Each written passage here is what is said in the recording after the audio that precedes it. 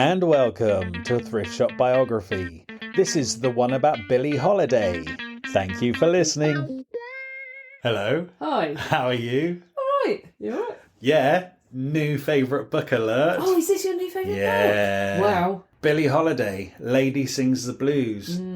Yeah, I was so eager to read this actually because it's so famous, and I wondered why I'd never read it before. Good point. I don't love the content or her life because it's quite bleak, but the actual voice in this book. I know, it's real. It's really her voice. It's written with somebody, William Duffy? Yeah, William Duffy, who is actually a friend of hers and obviously knows her really well, but it's written in her voice. The words, the language she uses is so... Like, yeah, I was cleaning for these bitches. It's all that sort of stuff. And she's funny, you know. Yeah. Even in this bleak life story, there's real moments of humour and poetry. Yeah, great turn of phrase. Yeah, I love it. Of course, she's a lyricist. She's written a lot of her music. I didn't know what she'd written or what was standards or Gershwin wrote. I didn't know she'd written so much of her own stuff. Oh, I've learned tons. Wow, what a life. I know. I have to say, it reminds me of that feeling when we read a lot of books where there's terrible childhoods and you just can't wait for them to break out and just become famous. This one, it's kind of terrible from beginning to end. Even when she's famous, she's still, a captive. And she says it, and she's still having real struggles. But that's the time she's in, and she's a black woman trying to make it in a white world with absolute total racism from beginning to end of her life, from 1915 to 1959. That never goes away. Obviously, she gets into substance abuse later on, but it's all unresolved trauma. It is. These awful things that happened to her as a child. But you know what? I guess one of the reasons I like it so much is it is bleak, but she just keeps going until she doesn't. She struggles anymore. on through it all, and it's an amazing account of a time, an era. You're taken to New York, the jazz scene.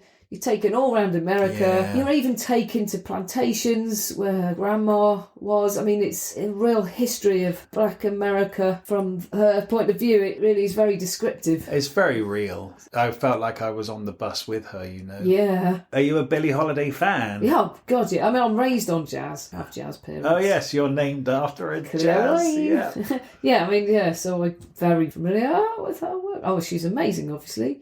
She changed jazz history. It's the phrasing and all, interpretation, the emotion. Oh, my God. She was there through it. She was part of it, shaping it.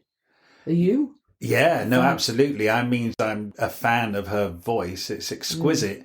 But I would say maybe no more or less than many of the other jazz singers from that era. Agreed. And actually, I'm a massive big band fan. They're like the Count Basies of this world are what I love the most. Well, they're all here. Drops a voice on it is just a bonus. Yeah, right. Yeah, so shall we just do this bleak tale? Yes. Okay, let's do it. So, Billie Holiday was not born Billie Holiday. That's true. She was born Eleanor Fagan. Her dad was called Halliday, Clarence Halliday, and her mum was Sadie Fagan. And she just picked the name Billie when she became a singer because it was her favourite actress was Billie Dove. Billie Dove. Yeah, ever heard of Billie Dove? Nope. Neither have I. But she gave her name to Billie Holiday. Yeah. Yeah, because even though her dad's name was Halliday, he was a musician, but his musician name, professional name, was Holiday. Yeah. Now, her parents are quite young when she was young. born. Her mum was 13 when she was born. So she could even have been 12 when she was pregnant. Yeah. As young as you can almost physically be. And her dad was Just a couple of years older. A couple of years older. He was still at school. He was 15. He was still wearing shorts. Yeah, she says Pop was doing what all boys did then, peddling papers, running errands and going to school. Yeah, I know. I mean, kids. They were kids. Yeah. Her mum's not at school though, is she? She's working. Well, her mum got kicked out of home when she got pregnant. She went to the hospital and said, because it would cost you, of course, in hospitals in America, to have your kid delivered and get looked after. She said, can I work here to pay off you delivering my kid? And that's what she did. Scrubbed the floors and changed the sick bowls in hospital until she paid off the debt. As a pregnant 13-year-old. As a pregnant 13-year-old child. Gosh. I mean, there's your difficult start, and it's a difficult life. And that is not even where it starts, because her great-grandmother was a slave on a plantation in Virginia. That's really where the blame lies for all of this, is slavery, for all of what follows, the difficult life that follows, the racism, everything. She said her grandmother used to talk to her about what it's like to be owned body and soul. And the Irish plantation owner had his wife and kids up at the big house. She had the last little hut in the row of huts, and he used to just come and visit her. He had 16 children with her. Well, impregnated her with 16 children. I wonder whether it's like just creating more humans to work on your farm. I wonder if that's how you see it. I don't know. Yeah. Because although she says her grandma told me what it's like, she doesn't tell us. But it's just... that's the beginning of her story of her family. So her grandpa has a white Irish dad, but he doesn't. It's as difficult as it can get, as stories goes. And it certainly travels all the way down to little Eleonora, doesn't it? It really does. And so, these kids had a kid, and the dad still a kid, and he ends up joining a band. Well, actually, he joined the army first, didn't he? Well, he's really into music, and he wants to play the trumpet, but he goes off to war. Gets gassed. And gets gas, which ruins his chest, his breathing, So he picks up the guitar. It's obviously that musical that he gets good enough at the guitar, which he learns in Paris, comes back and joins a good band, and he makes a living for the rest of his life as a musician. Yes, he does. Now, they're in Baltimore at this point, aren't they? East Baltimore. And so when Dad is away at war, and actually little Eleonora is going off to live at her grandparents' house, where her older cousin is, who's really quite brutal, right? Absolutely beats her. I think at this point, when the dad leaves, her mum realises she needs to go and get work as a maid to actually provide for her kid. So she fobs her off with the relatives that beat her and actually moves to New York to be a maid.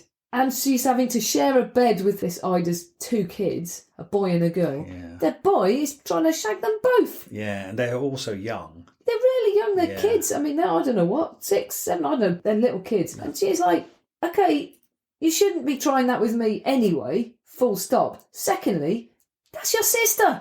Like, don't. He tried it every single night, and he also wet the bed, which she used to get beaten for. Oh, it's proper bad. But she does have this grandmother who she loves spending time with. And the grandmother's old. She's like 90-something. Oh, no, this is bad. So she's not allowed to lie down because she will die. She's got something wrong with her. Dropsy. Oh, okay, that. Well, I don't know what that is, but I don't want to know either.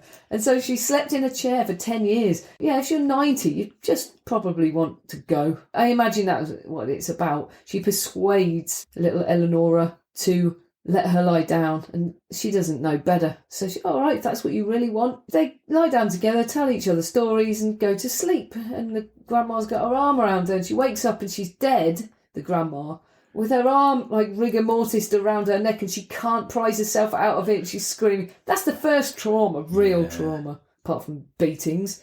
Horrifying trauma.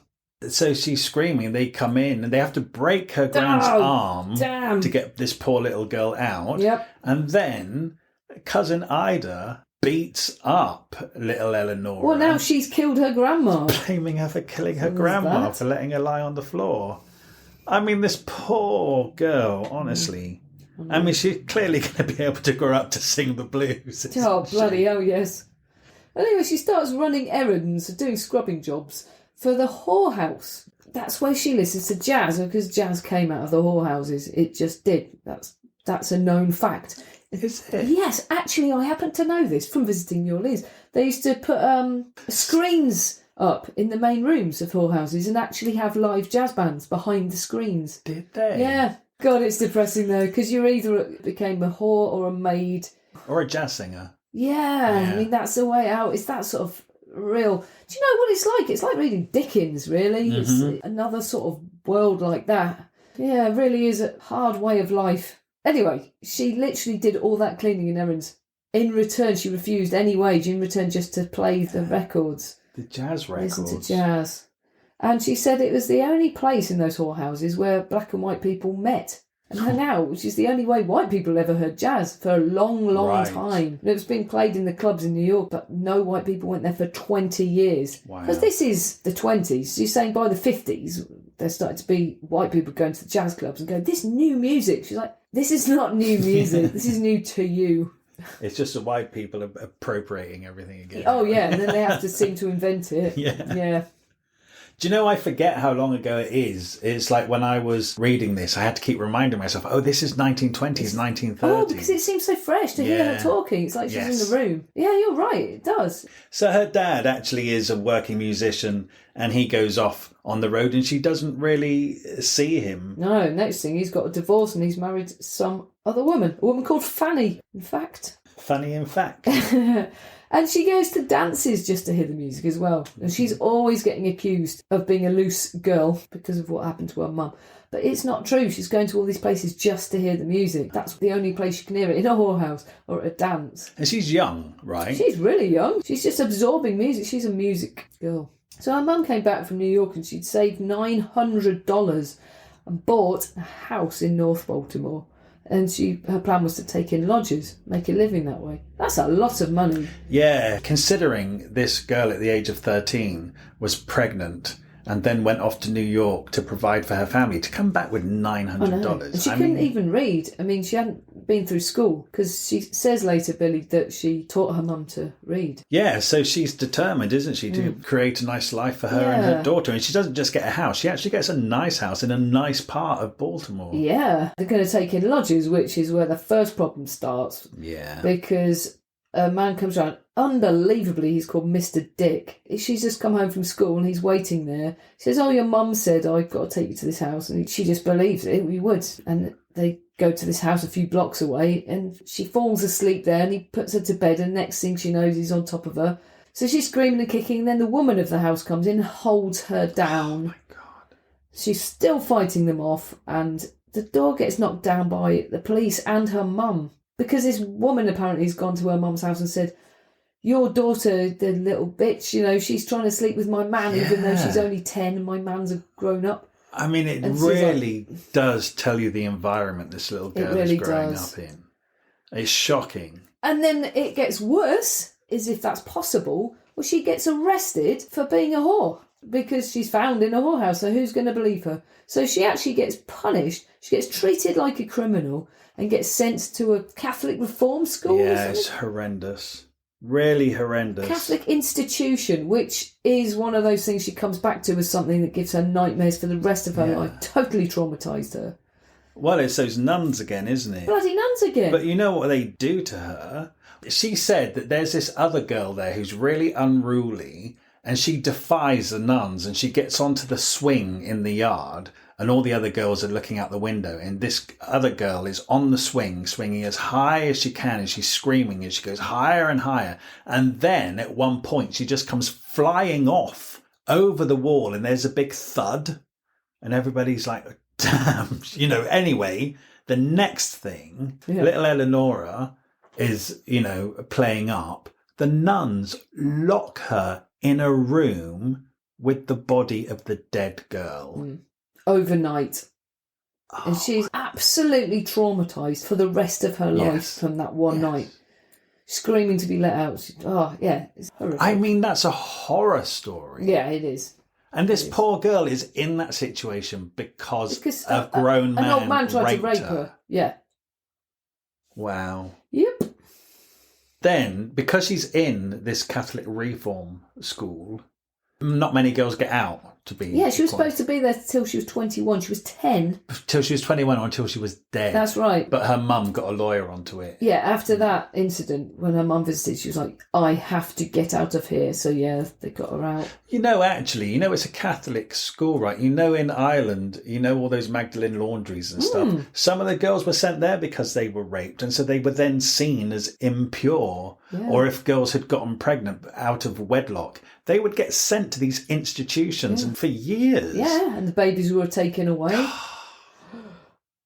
Anyway, she gets out, right? And then her mother got another job as a maid. A few years have passed. I think she's 13 when she moves to New York and lives with her mother in Harlem. She really loved Harlem. She wanted to explore it. She was...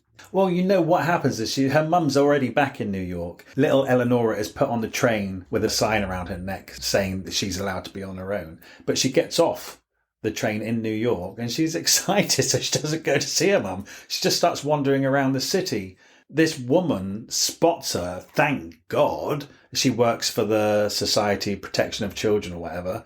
And she finds out what's going on, but it's too late to do anything. So she takes her to the, this little girl thinks she's been taken to a high-class hotel, but it turns out it's just a women's hostel, but she's never seen anything like it.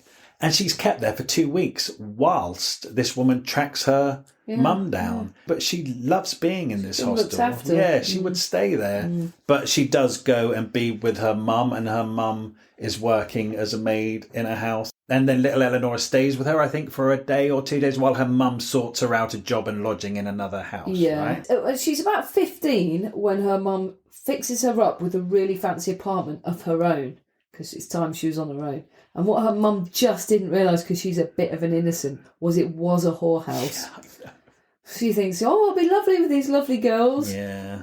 She's 15. She actually said she'd lost her virginity when she was 12 by a big trumpet player who basically had had her on the parlour floor of her grandma's house. I think that sounds like rape. And it does sound a lot like rape. She's only 12, and she said it was horrendous. Yeah. Oh, well, it does, because she says she was so furious, she took her bloody clothes to her mother and threw them on the floor and went, what the hell was that?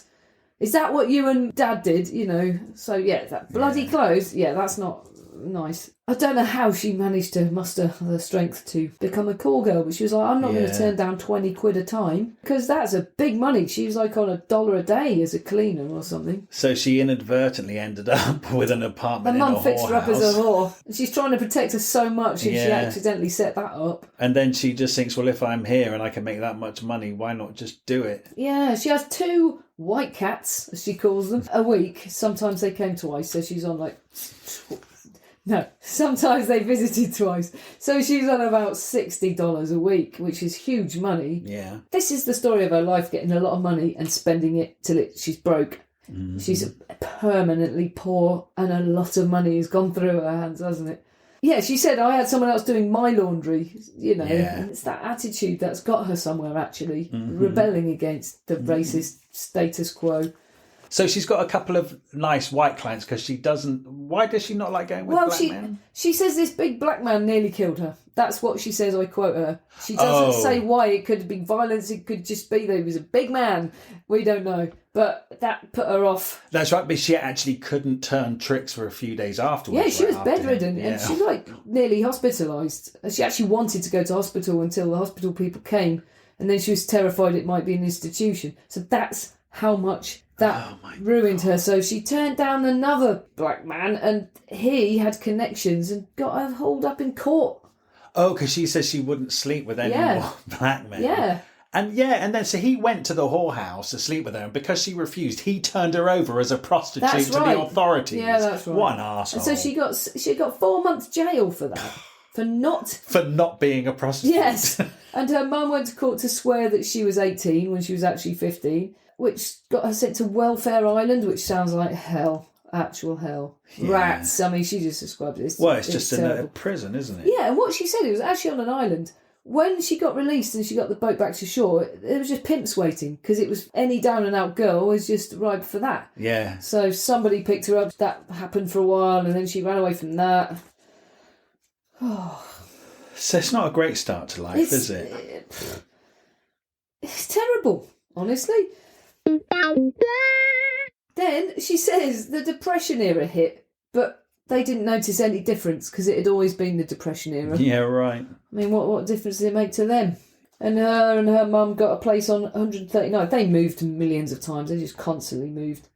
And her dad was in a band downtown. She's sometimes going to try and get money off him. But he didn't want anyone calling him dad. Yeah, right. Because she looked older than she was. So he didn't want to seem old. She then tries to get work in that club, right? Because they wanted dancers. Yeah. She's not great at dancing. No. So she tries out to be a dancer. She says she knows exactly 2 steps. Then he says to her, well, can you sing? And she's like, can I sing? But she's like, yeah, I can sing, but why do you want to know? Because surely I can't make a living from singing. Yeah, she sings one song and they're all on the floor. No, yes, you've got the job. I mean, that voice. Yeah, and the emotion, you know. And just how different it is, what she does with it. Yes. So she's making money. She gets a regular job singing for $18 a week. Yeah, so she's getting paid well to sing. Well, not well, better than being a maid. But also, it's not like a sex club by any stretch of the imagination. No. But it's still like the women are still treated as objects. Like the men will put money on the table and then the women have to approach them and be all sexy and take the money off. Billie Holiday is not having this. No. She's not going to take the money off the tables. Yeah, she's got self-respect. She doesn't cheapen herself. And I think that's met with some animosity to begin with. They're like, who does she think she is? But the voice wins out. Yeah, but all the other girls start calling her Lady, which is how she got the name Lady Day. Lady Day. Yeah. Yeah. And after one gig, she approaches a man, or he approaches her and buys her a drink at the bar and hands her, into her hand, a $20 bill. She's like, that's what I'm going to do now. I'm just going to wait till they give it me in person with respect. So she's a hit at this very small bar in just one corner of town. Well, yeah, people are coming to these bars she's singing at, like jazz great Benny Goodman. Benny Goodman, there he is. And he was on the radio at the time, but he dreamed of having his own band. I mean, you know, he's an utter legend. She met a lot of people who really, really looked after him. Like, mostly just musicians. But also agents, other music industry people like Joe Glazer. He's a big agent and manager. He was handling Louis Armstrong, Mildred Bailey, and he listened to Billie Holiday sing and signed her up on the spot. Of course, all these people who were really good to her were nowhere when she went to prison. They weren't there to bail her out. Nobody got her a lawyer. She was totally alone when it counted. But at other times, they were great to her. I hate that she was alone then. I hate no one got her a lawyer. Yeah, I know. And then she gets to record quite soon, doesn't she? She records 2 songs. It was with Benny Goodman initially. She was terrified of the microphone. She never used one. Yeah, right. Got to pay $35 for that. Of course, she realises at some point after recording hundreds of tunes that she should have signed up for royalties, but they were just paying her for the session and that was it. Yeah, and she was always really happy to get the money and always spent it straight away. Yeah. She's terrible with money. So that would mean, like Nina Simone, all of those early recordings, which are more or less the songs that we always hear from those people, they never get residual payments. Nothing. And they are selling, to this day, they're selling hundreds and hundreds of millions, if not billions of money has been made off her. And she just got paid $35 for the session back in 1935. It's unbelievable. Wow. That's disgraceful. But that's the industry, isn't it? We've read enough of these books now to know that the artist is just getting ripped off. This is particularly bad. This is particularly bad, yeah, it is. And then this guy from Columbia Records, Bernie Hannigan, when she records these early stuff, she isn't credited. She's just the voice on a Benny Goodman record. But now this guy at Columbia Records recognises her worth, and now she's recording as Billie Holiday. Yeah. Bet she's still getting ripped off. I think she was getting paid $75 for 2 sides. Right. It felt like a lot of money. She needed it then. Yeah. But that's it. Gone in a week. That's what they do. I can imagine that it is a lot of money. Like now, they would give, I don't know, somebody in One Direction or wherever the pop band is at the moment, they'd give them $1 million because that person would think, oh my God, I've got $1 million, not realising they're making $500 million off the band. Well, it's like the guitar solo in Beat It. Eddie Van Halen came in, recorded it, 2 takes, they used the first one, off he goes with $1 million in his pocket. Really? That's amazing, but we're still listening to it now. Yeah. Oh my God, that's the biggest selling record of all time, isn't it? Yeah. Hey, he was stiffed and diddled. To a point, 1 million takes a little. All right, but it's fair to say then that Billie Holiday was definitely stiffed and diddled. Epically. So she's playing other bars around town, bars and clubs. There's one called the Log Cabin. Then she gets at the Hotcha Club. But she's still up and coming. I laugh at the Hotcha Club.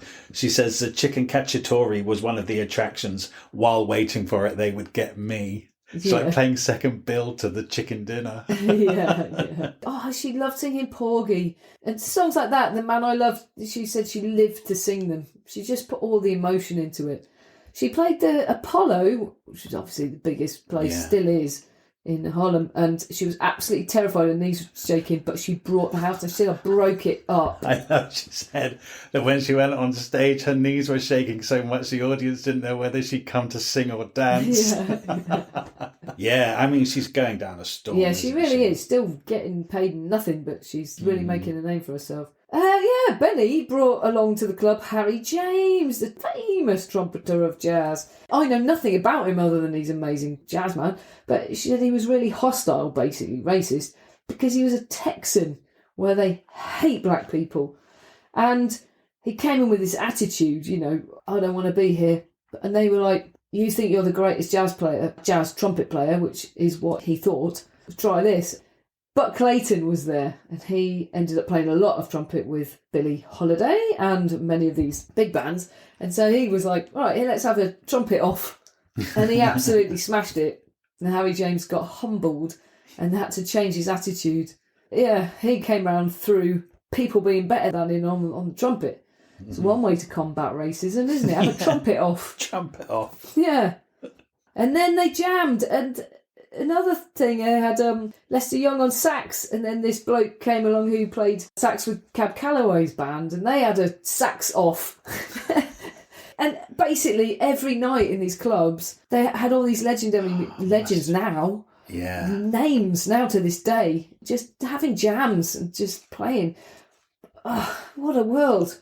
Then Lester Young actually moved in with them, lived with Ma and her for a while. He just sounds like a really good friend. Yeah. They toured together for years.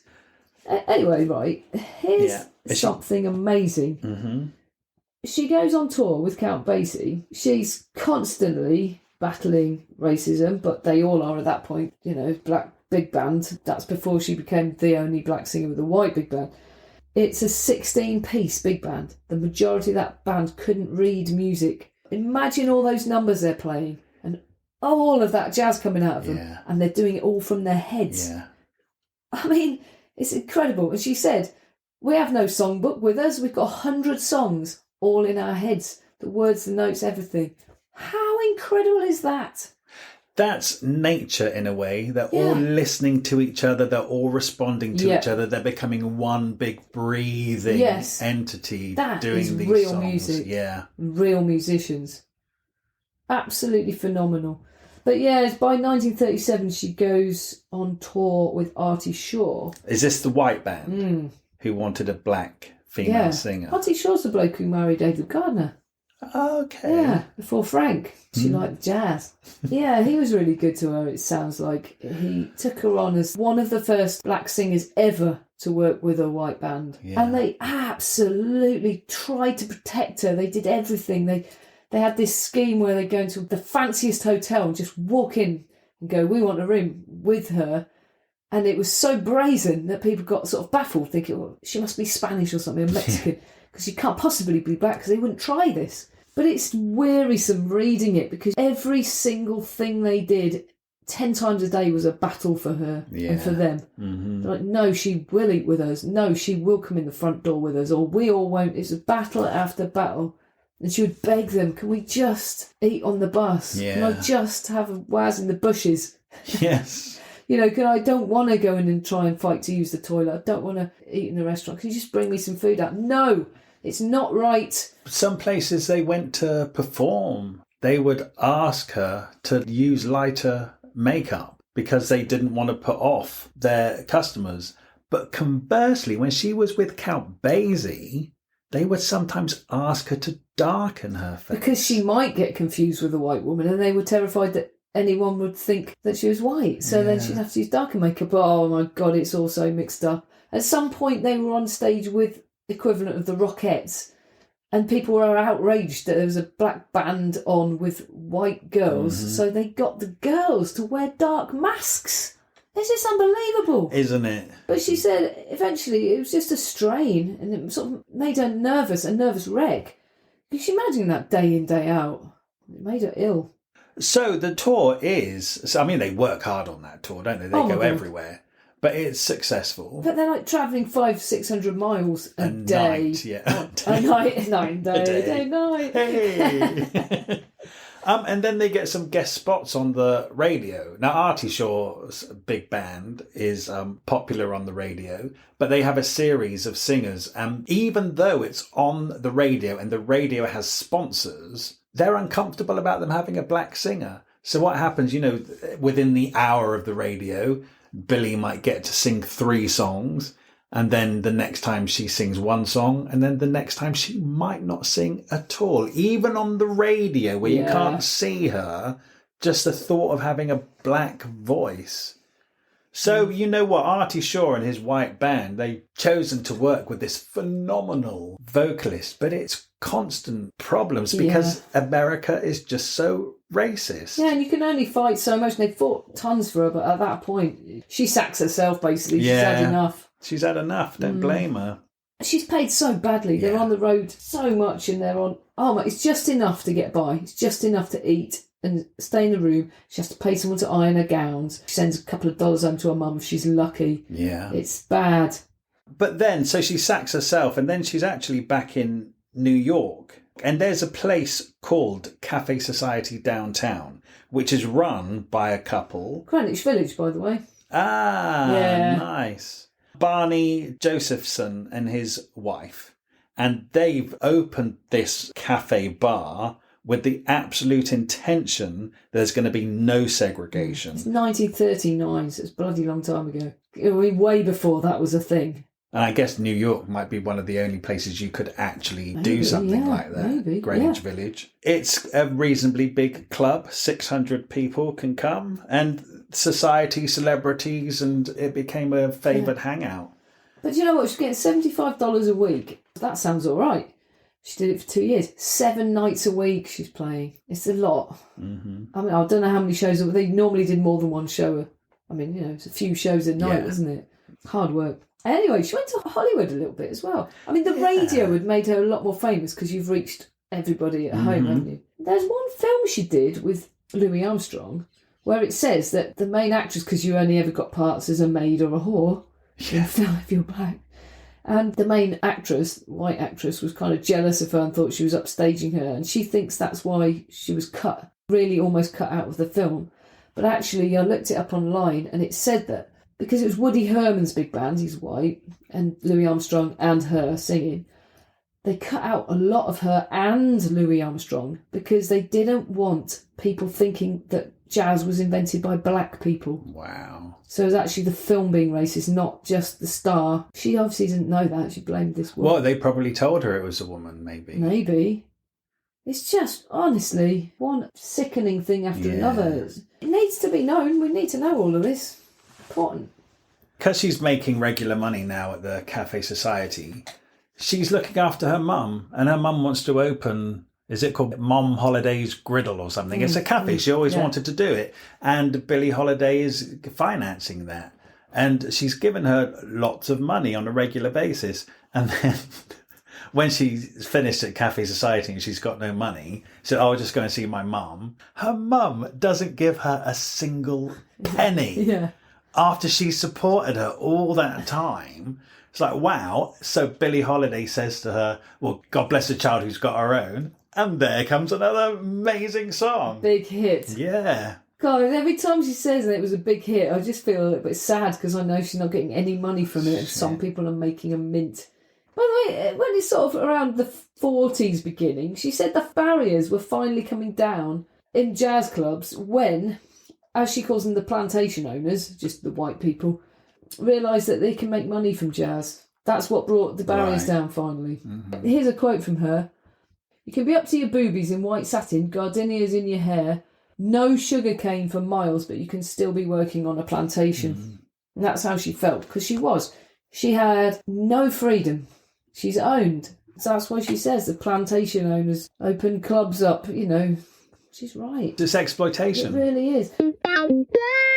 She's hugely successful. That's right. And she is the toast of New York City. Yes. And she just, unfortunately, couples up with bad men, either romantically or professionally, right? So again, it's nothing she's doing.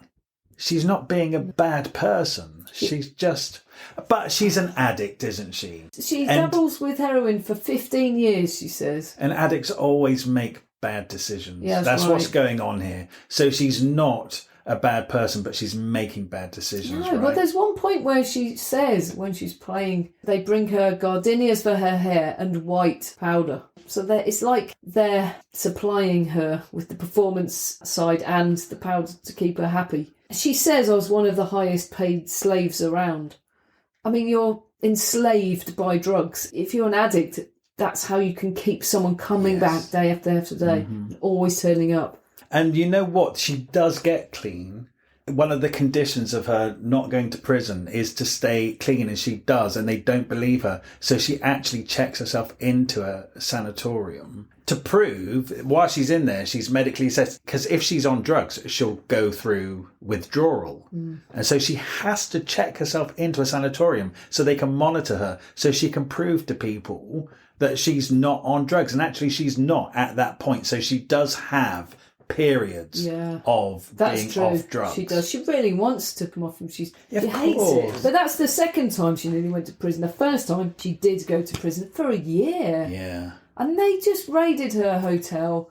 She was sent to prison for a year and a day for taking drugs. But you know what? Within prison, she talks about it quite a lot in this book. So she's not doing drugs in prison, right? I actually almost do think it might have helped her a little bit because you have to work. She's knitting, she's learned ceramics. And she's totally almost being the mum of the cell block in that she is cooking for everyone, she's cleaning. And they keep on to her. Obviously, she's a famous singer. And they keep badgering her, sing for us. And she's just like, I can't. You don't understand. I don't just sing. I have to emotionally be in that place. And that's never going to happen. She's cold emotionally. She's nothing. But she also finds out in prison how many fans she has. She gets so many letters. Thousands of cards. She never gets to read any. She's not allowed. That's good. Because you shouldn't know otherwise. Just support, massive support. It's like Free Britney, isn't it? It's very like, it is like that. Yeah. And then when she comes out of prison, she hasn't sung for a whole year. The managers want to put her on. Oh, also, you know, to play in the clubs and the cabaret bars, you have to have a license. Oh, yeah, they to say that you can work in a place where alcohol is served. Of course, now she's been in jail, she can't have one. So they can't put her on in bars and clubs anymore. So they want to put her on in Carnegie Hall, which is a massive deal. Old. She's just been in prison for a year. She's not sung for a year and she doesn't think she can do it. 10 days later. It's the fastest it's ever sold out or something. And she's like, wow, so going to prison hasn't put these people off. Hundreds of people in the queue around the block. So she goes on stage. And of course, she's known for having gardenias in her hair and some are delivered backstage. And so she puts some in her head to go on stage, but there's a hat pin in them. And she stabs herself in the head with the hat pin. She must have been a nervous wreck to do that. I would think so. So she's bleeding all over the shop. Bleeding all into her eyes and stuff. But because the crowd is so incredible, she doesn't, you know, she's nervous, adrenaline is getting her through. And then by the time she comes on for like the third encore, because everybody is going mad for her, she realises that something's not quite right after having stabbed herself in the head, and she collapses. But she sung 35 songs or something. It's incredible, and it absolutely sealed her as a legend of all time. Oh, then she does Broadway, right? So after Carnegie Hall, she still can't get her cabaret card to play in the club, so they put her on Broadway. This is 1948. And of course, it's a massive critical success and it's a complete sellout. She's really on top, isn't she? Yeah. But it closed after 3 weeks. I know. She said it was absolutely massive sellout, but it only lasted 3 weeks. Maybe it was just booked for 3 weeks. Yeah, right. Seems reasonable. But she has a horrible manager, doesn't she? She gets this manager who seems to be like, all of her dreams come true. Gets her a car, gets an apartment, buys her a house. And she's supposed to be on $3,500 a week. She doesn't see any of it, not a penny. She doesn't even have $1 in her pocket if she wants to go out for lunch. She's doing 5 shows a day, 7 days a week. She's like, oh, he came to put me up in his gorgeous Lincoln, which had red seats and it was white and it was this, but that's paid for with my money and I didn't see a penny of it. Yeah. I think she realised that after a while. She thought, oh, this guy is rich and he's generous. And then she worked out, actually, it's the money he's making off me. Yeah. He's buying me fur coats and stuff. But that money should be going into her bank account. It's that classic thing, buying Cadillacs like Cadillac Records, that you're not giving them any of their own money. Mm-hmm. And of course, I've put 2 and 2 together, and I reckon he actually set her up to plant heroin on her to actually get her probably to go to prison. Then he wouldn't have to pay her anymore. Because he got off, right? He got off, and he said, here, Billy, take this and flush it down the toilet. And the police were at the door. She said at that point she was clean. She's got no reason to lie. She's totally honest when she isn't or she is. He blatantly set her up, and then she got off that time because when she saw who the narcotics investigator was, she said, I've seen him in the club with this bloke. And they said, can you prove it? She says, yeah, I know that there's a photographer around the club, and I know they've had photos taken together. So they got hold of the photographer, found the photos, and the case was thrown out. And that's when she realised that he just set her up. I mean, she'd made a mint for him. But if at any point she might have claimed it, he just basically sending her to jail, and then he disappeared, and then he didn't even pay the lawyer. Everyone's just ripping her off at every turn. And then she goes to Europe, right? Yeah. When she goes to Europe, quite late in her life, about 3 years before she dies, in fact, she has the welcome of a hero. She feels like she's come home, and she's treated with so much respect, and people have music knowledge. They've all got her records, and they know that she's amazing. And there's no bother with her drug stuff. You know, it's the first time ever, really. She's just totally treated how she should be treated. And people say, come to our house. You're part of our family. If you ever need to live with us, you can live with us, you know. She's a big star at that point, though, isn't she? Yeah, but it's just, it feels personal. Yeah. People say that you're part of our family. That's to do with the way she sings, the emotional power she has in her voice. It really connects with people, you know. Yeah, it really does. Yeah. And I think by then she'd been to prison for being a drug taker.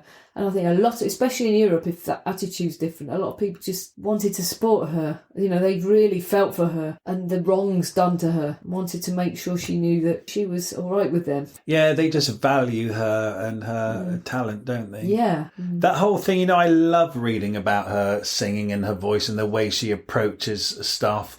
I love, there's a whole bit in here where she says that she never sings a song the same way twice. And she talks about this Austrian cello player. I've lost his name now. She says this cello player did the same thing. And he says it's because we're all nature. And nature is never the same thing twice. And so she said it would be boring for me and the audience if all I did was get up and sing. She goes, I have to feel it and I have to sing it, which is actually why she found performing so difficult sometimes. And in fact, that reminded me of Amy Winehouse. Yeah. When you watch her live performances, she never sings the same song the same twice. You're right. And then she wrote that Back to Black album from a personal point. And one of the things that did her in was that she would have to revisit those emotions while performing. Yeah, because she couldn't sing without the emotions to go with it.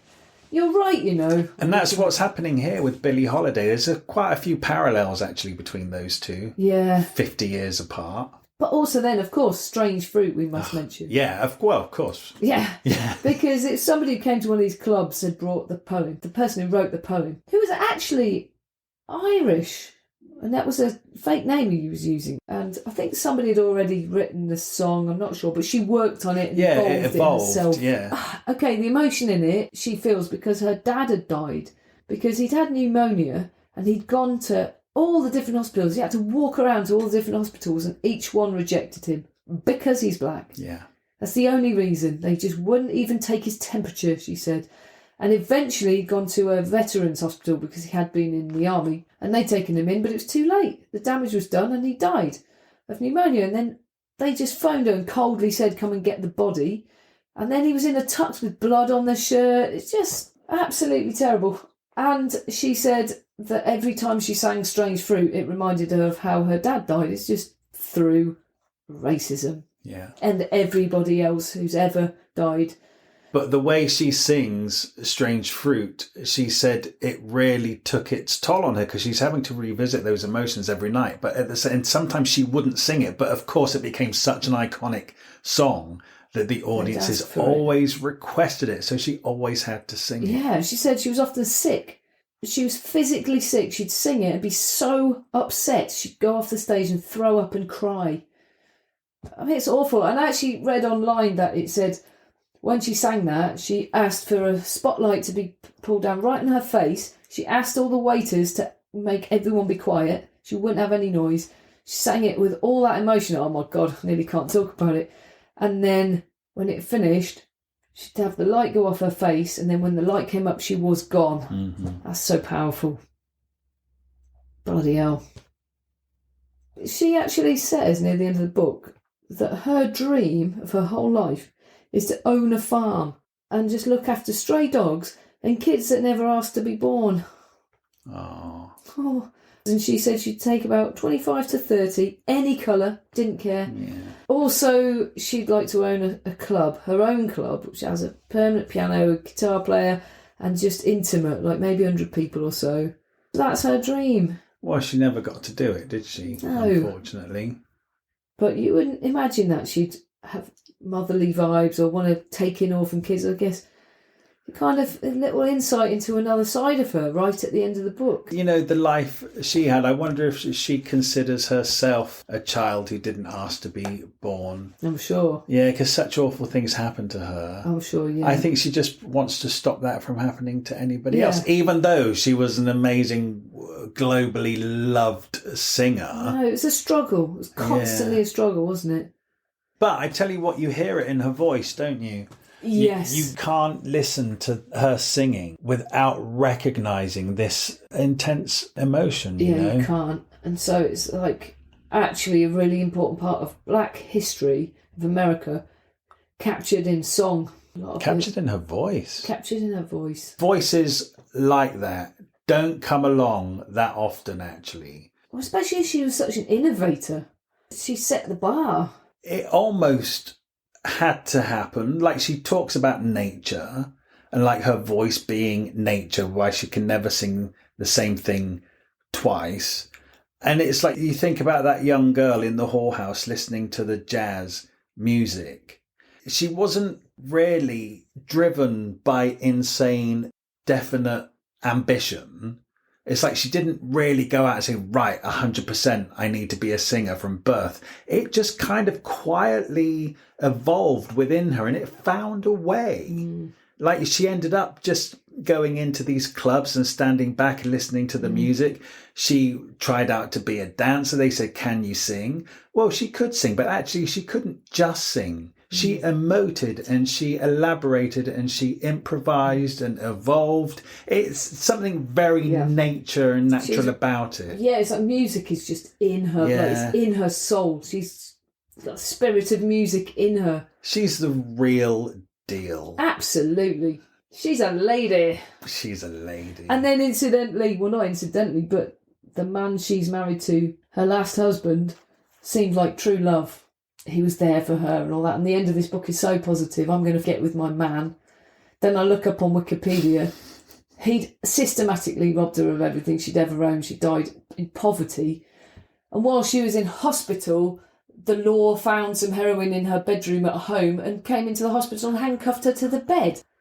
And then they stopped her methadone, so she died. Oh my God. Sorry, did you not know that? I wish you'd have left me with the ending of this book, which Yeah, had it some seems hope. positive. And that very lovely man she was with actually was ripping her off. Oh my God, there's just nobody there for her except, in fact, the fans. Because she says, I would have probably killed myself, but the public loved me and the public love is what kept me going. Thank God for that. Thank you so much for listening to this episode of Thrift Shop Biography. We love making this podcast and we're absolutely thrilled that so many of you are already listening. You could really help us out by leaving us a review somewhere, wherever you listen to this podcast. And if you could share us, tell your friends about us, or drop some links on social media. We have a Facebook page called Thrift Shop Biography, so make sure you come over there to hear about the episodes first and what else we're up to. Okay, see you next week. And if you're new here, there are loads more episodes now to go and listen in the back catalogue, so make sure you go and enjoy them. Okay, thank you very much.